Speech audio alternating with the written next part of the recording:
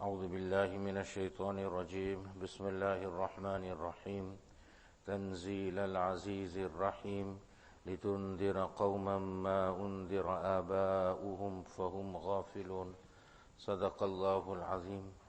These are ayat number 5 and 6 of Surah Yaseen. Just one aspect with regards to Sirat Mustaqim. Allah Tabaraka wa Ta'ala took the qasam of the Quran and said to Nabi Karim sallallahu alayhi wasallam, innaka laminal mursaleen ala siratim mustaqim. Yesterday we discussed the 5 aspects from Nabi Karim sallallahu alayhi wasallam's point of view, how he is on sirat mustaqim. But actually some important points with regards to sirat mustaqim in the general, that we're making this dua in each rakat of our salat, ihdinas sirat al-mustaqim. What is it all about? So Ibn Qayyim rahimahumullah has written that when we look at this word al-mustaqim, it means something that is straight. So what are on both sides of the straightness? Then a person, if he moves the slightest to the right or the slightest to the left, both will be deviation. So one is to overstep the mark, overstep the limitation and the boundaries that Allah Tabaraka wa Ta'ala had set out. When we look at the Christians, where did they go wrong? Understand that everyone had started on the Sirat Mustaqim. When the Nabi of the time was there, Sayyidina Isa alayhi salatu wassalam, the Christians were 100% on the Sirat Mustaqim. But where did they go off from the Sirat Mustaqim? Is when they overstepped the limitations that were set down by Allah Tabaraka wa Ta'ala. What was the limitations? One example, Allah Tabaraka wa Ta'ala sent down Nabi Isa alayhi salatu wassalam as a Nabi. He himself, on the first day or the second day after he was born, what did he say when he spoke from the cradle? Inni abdullah. Certainly I am the slave of Allah subhanahu wa ta'ala. So they overstepped the mark by then attributing divinity to Sayyidina Isa alayhi salam. They made him the son of God. They made him Allah himself. They made him a part of Allah. Now yes, to venerate, to honor, to revere a Nabi of Allah is part of the deen of every Nabi of Allah Rabbul Izzat. But when we go astray, we begin to overstep that mark, and then we attribute such attributes of Allah, such qualities of Allah to the Nabi of Allah Tabaraka wa Ta'ala. So hence this ummah also, and this is one dua that we are making, that we never overstep the mark with regards to our basic fundamental aqidah and our beliefs. Then the second part of it is to not to overstep the mark, but to become deficient in the commandments of Allah Tabaraka wa Ta'ala. Allah Tabaraka wa Ta'ala now told us that we must venerate and honor our Nabi. Then the Yahud, for example, they didn't only dishonor the Anbiya, the Nabis, they began to kill the Anbiya alayhimus salatu wassalam. So when we are asking Allah Tabaraka wa Ta'ala for Sirat Mustaqim, this is only one example insofar as our belief system is concerned. Otherwise, insofar as our deeds are concerned, and insofar as everything else of our deen, we will not overstep the mark, nor would we be deficient insofar as our beliefs and our deeds are concerned. Number 2 is, he says that by traveling on the Sirat Mustaqim, the path that has been chalked out by Allah Tabaraka wa Ta'ala, we will reach our goals. What is the real goal of a Muslim? And this is the difficulty that we have.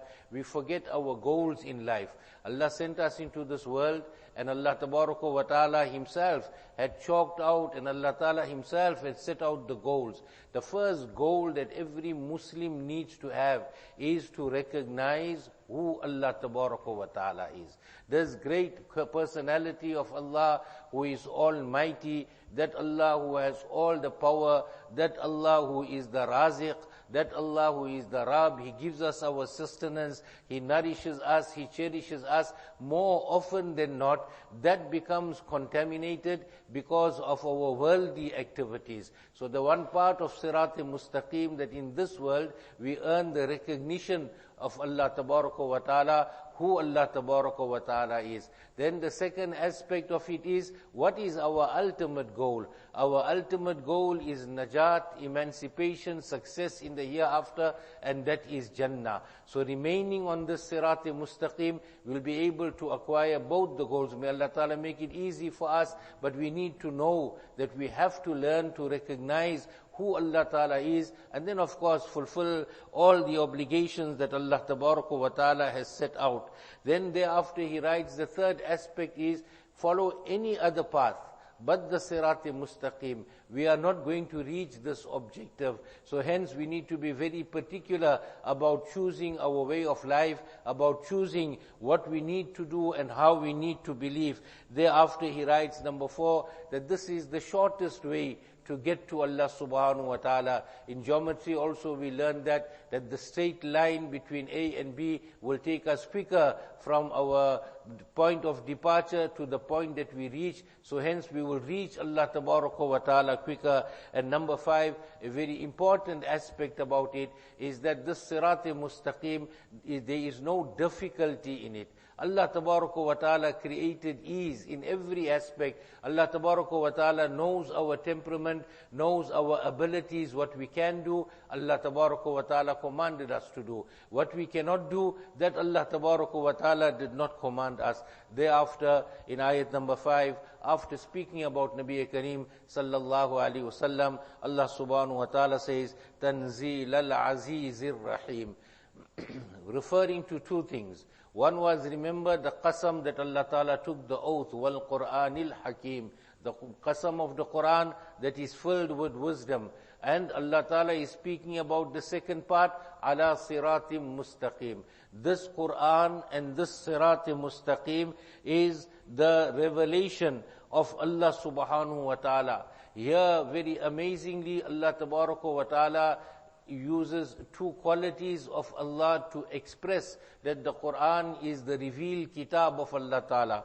One is Al-Aziz, from Allah Ta'ala, the Almighty, and the second is Ar-Rahim, the most merciful. Why does Allah Ta'ala use these two qualities? Al-Aziz, Allah is Almighty. There is no batil, there is no falsehood that can penetrate this kitab of Allah Subhanahu wa Ta'ala. Not in the words. That is most impossible that the words of the Qur'an will change. And this we can see 1400 years plus has passed from the revelation of the Qur'an. Not one harf, not one letter has been included in the Qur'an. Not one letter has been removed from the Qur'an Sharif. All of that because Allah Ta'ala is Al-Aziz, Allah safeguards and Allah Ta'ala protects this Qur'an, and there is no one that can bring it in. From the second aspect, from the explanation of the Qur'an, the tafsir of the Qur'an, Allah Tabaraka wa Ta'ala protects the tafsir. How many a person had tried, and they still try to bring about batil into this revelation of Allah Rabbul Izzat, but that is not accepted by the general ummah of Nabi Kareem sallallahu alaihi wasallam. So hence Allah Ta'ala is Al-Aziz. From the Qur'an, be front of it, behind it, from any way, no one can bring about any form of batil. If they do it, it is recognized. Ar-Rahim, the most merciful. Look at these two different opposite qualities of Allah Ta'ala, the Almighty and the most merciful, that when Allah Rabbul Izzat reveals an ayah in the Qur'an, Allah Tabaraka wa Ta'ala sees the ability of man, sees the ability of this ummah, and according to that, Allah Subhanahu wa Ta'ala reveals in His Rahmah. Allah Ta'ala did not make our deen very difficult. And secondly, in the Rahmah and the mercy of Allah Ta'ala, Allah Tabaraka wa Ta'ala rewards abundantly for whatever we undertake to please Allah Rabbul Izzat. May Allah Ta'ala give us a tawfiq. Subhanallah wa bihamdihi, subhanakallahumma wa bihamdik, nashhadu an la ilaha